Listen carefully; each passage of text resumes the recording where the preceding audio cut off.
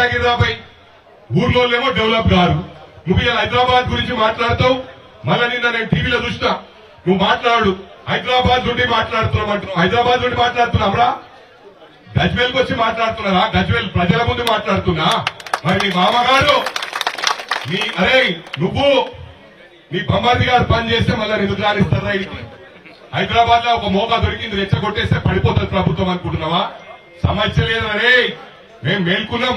నీ ఏడేడులో అజీజ్ నగర్ లో నీకు ఎస్ట్ అవుతుంది. అరే బోసిడీకే 2 రోజుల్లో అజీజ్ నగర్ వస్తున్న చెరువుల కట్టావు నువ్వు. హరీష్ రావు చెరువుల కట్టినావు, డైరీ ఫామ్ పెట్టావు. డైరీ ఫామ్ ఏడికెళ్ళి వచ్చినాయిరా? రబ్బర్ చెప్పులకి వచ్చినావు. ఇన్ని పైసలకి ఎట్లా పోయినావురా? డైరీ ఫామ్ పెట్టావు. ఆ dairy farm Vijaya dairy farm ను కథం పట్టించి మొత్తం నువ్వే తీసుకున్నావు దాని పనులని. ఇవన్నీ నేను చూస్తానేమనుకుంటున్నావురా?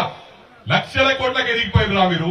ఇస్తా రాజ్యంగా మేము పీకినాం, పడగొట్టామంటున్నాం. ప్రజలకు విజ్ఞప్తి చేస్తా ఉన్నా, ఇవాళ ఏ ప్రభుత్వం చేసినా కూడా మన డబ్బు ఎన్నికలకు ముందు కూడా చెప్పిన అయినా మీరు ఎవరో రెచ్చగొడితే రెచ్చిపోతున్నారు.